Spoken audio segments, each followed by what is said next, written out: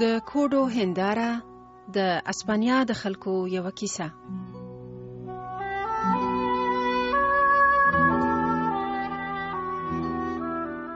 د غرناطې په ټول ښار کې اوازه ولوېده چې ځوان پاچا غواړي واده وکړي.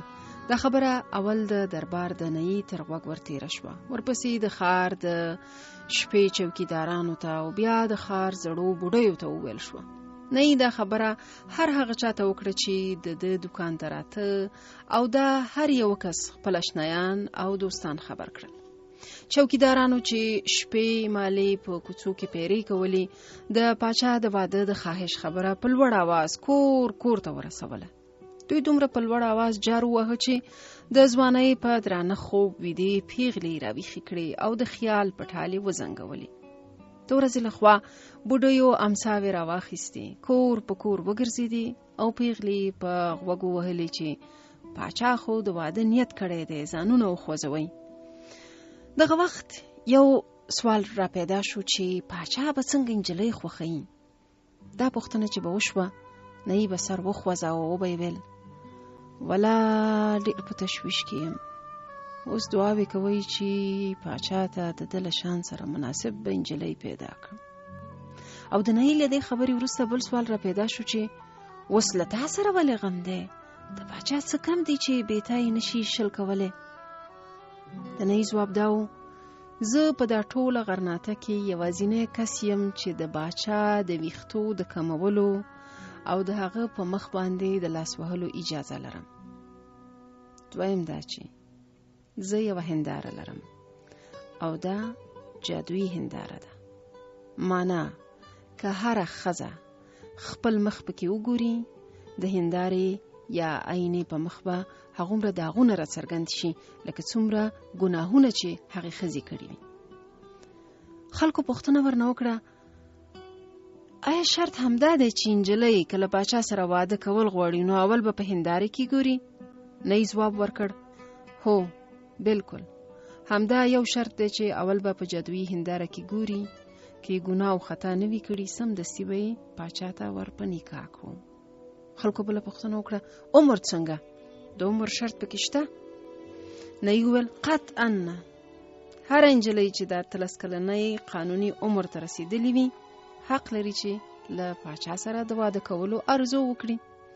خلکو وویل نو په دې حساب د ښار په زرګونو نجونو یې د ملکې د مقام د لرلو تمه کولی شي، ځکه د غرناطې په کابو هر کور کې داسې نجلۍ پیدا کېږي چې د عمر 13 کالۍ پوره کړي وي.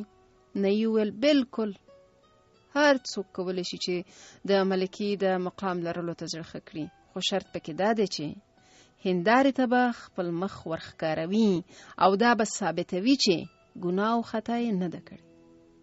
دا ایکي یو شرط خبرې هر چا ته خندا وروسته. ټولو بس همدا ویل چې اوس به هره پیغله په دې فکر کې وي چې د باچا ښځه شي. خو عجیبه دا وه چې هیڅ څوک هم نئی ته ورنغلل چې د هغه هندارې ته ودرېږي او خپل مخ پکې وګوري. ورځې تېرې شوې، هفتې واوښتې، خو د ملکې د مقام ګټلو ته هیڅ چا زړه ښه نه کړ.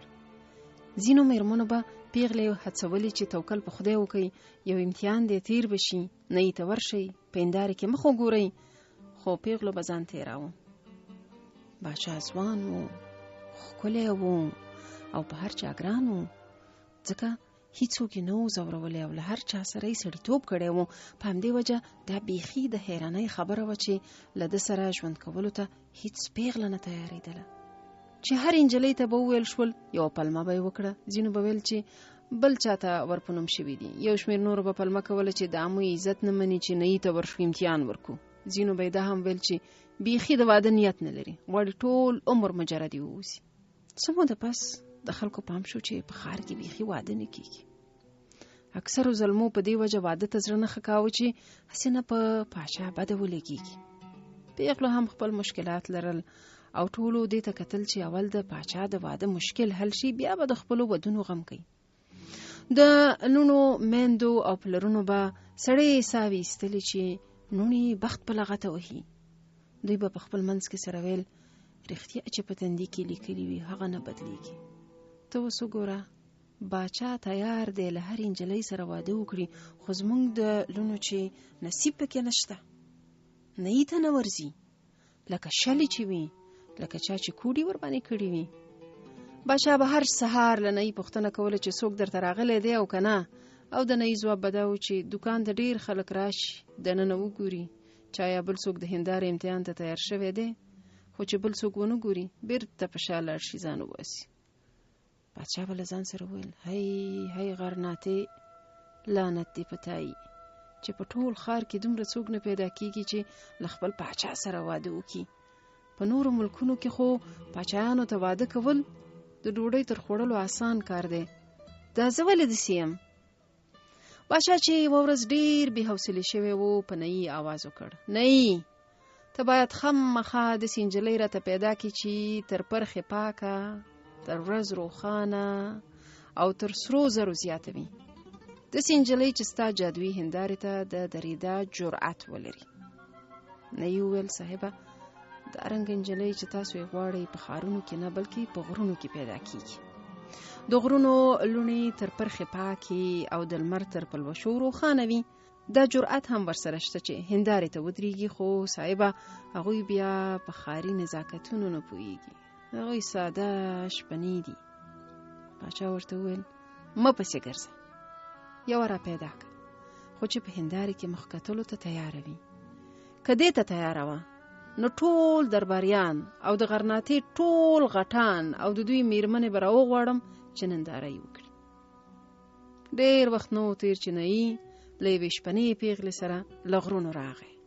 باچا ټول درباریان او د ښار غټان سره له خپلو میرمنو دربار ته راوغوښتل چې د جادویي هندارې امتحان ته تیارې شوې نجلۍ وګوري او د امتحان سیل وکړي.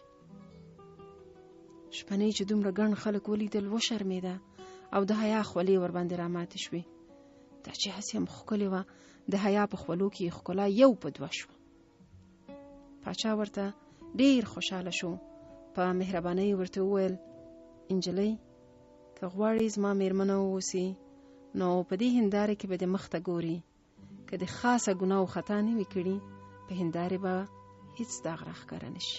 شپنې پیغلې وویل هر څوک په ژوند کې خطا او ګناه کوي او زه هم تر نورو زیاته نه یم.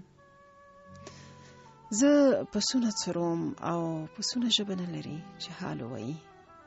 ما شاید په ناپوهۍ کې ځورولي وي، خو راباندې ګران دي. ما څرولي، ما پاللي، ما اوبه ورکړي، ما واښه ور اچولي او ما له ځناورو ساتلي دي. زه نه غواړم چې ملکه شم، خو توکل په خدای په هندارې کې مخ ګورم. شپنې پیغلې په هندارې کې مخ ته وکتل. په رڼه هندارې باندې هیڅ داغ راښکاره نه شو.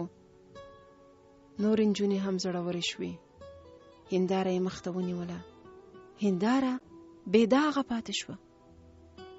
په دې منځ کې درباري میرمنو وویل چې د هندارې د جادو خبره دروغ وه، دا د هیڅ داغ ور باندې نشته. شپنې خو ویلي و چې نه غواړي ملکه شي، نو ملکه باید د لویو کورنیو په نورو پیغلو کې انتخاب شي. خو پاچا ونه منله.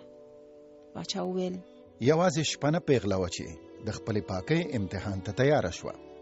زه له هغې پرته له بل چا سره واده نه کوم. او په دې ډول د غرونو یوه شپنه نجلۍ د غرناطې د دربار ملکه شوه.